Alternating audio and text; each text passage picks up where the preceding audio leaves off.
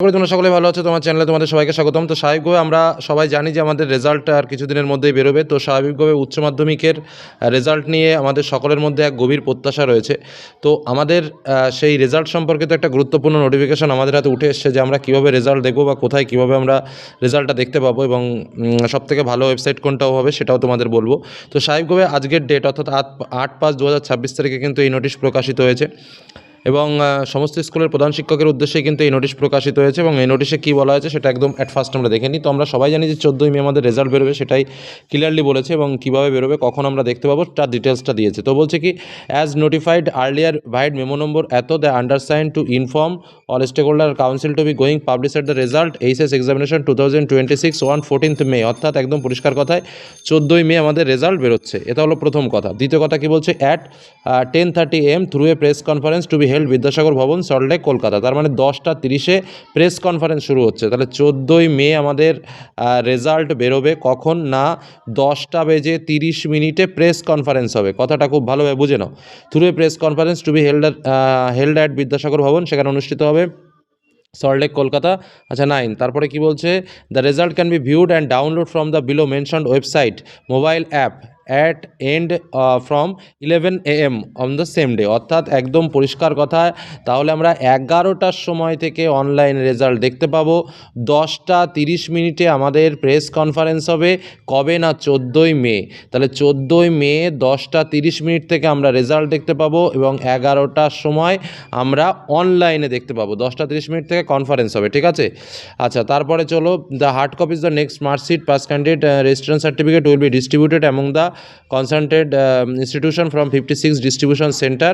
আচ্ছা, ওইগুলো দেওয়া হবে, সমস্ত সার্টিফিকেট, মার্কশিট, পাস সার্টিফিকেট সেসবগুলো দেওয়া হবে হার্ড কপি। আচ্ছা, 14ই মে দেওয়া হবে বিভিন্ন ডিস্ট্রিবিউশন ক্যাম্প থেকে, ঠিক আছে। সেই ক্যাম্পগুলো নিচেই রয়েছে, এই যে লিস্ট রয়েছে, সে আর আমি অত লিস্ট দেখাচ্ছি না।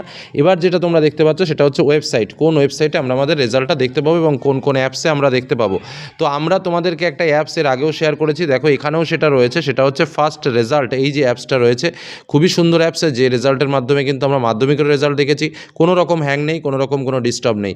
আবার এখানে কিন্তু প্রত্যেকটা রেজাল্টই ভালো, রেজাল্ট wb.gov.in, তারপরে অন্যান্য বিভিন্ন অ্যাপসগুলো রয়েছে। তার মধ্যে আমরা যেটা বলি সেটা হচ্ছে এই যে ফার্স্ট রেজাল্ট.in, এই অ্যাপসটাও কিন্তু যথেষ্ট ভালো, আমরা এটাতে কাজ করি এবং খুবই ভালো সাপ্লাই আমরা দেখেছি।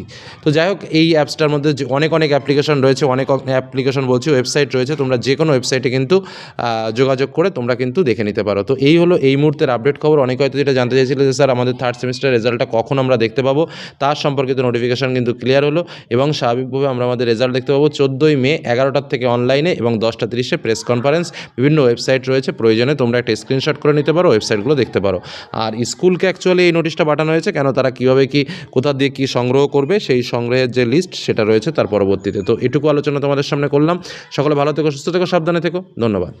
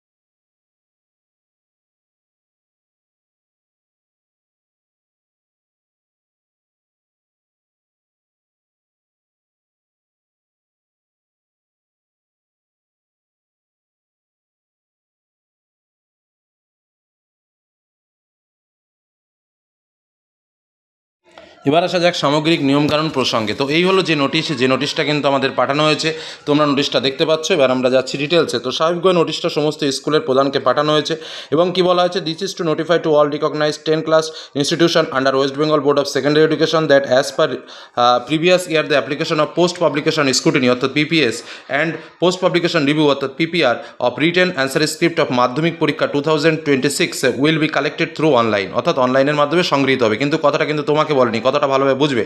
কি বলছে, all the heads of the institution are requested to open the URL, একটা ইউআরএল দিয়েছে। এই কাজটা কিন্তু তোমাদের নয়। কারা ওপেন করবে না, স্কুলের শিক্ষকেরা বা স্কুলের পক্ষ থেকেই কিন্তু এটাকে ওপেন করবে এবং তারাই কিন্তু অ্যাপ্লিকেশনটা করবে। তোমাদের কিন্তু কোনো অনলাইন অ্যাপ্লিকেশন নেই এবং ইনস্ট্রাকশনের মাধ্যমে সেই সম্পূর্ণ কাজটা কমপ্লিট করতে হবে।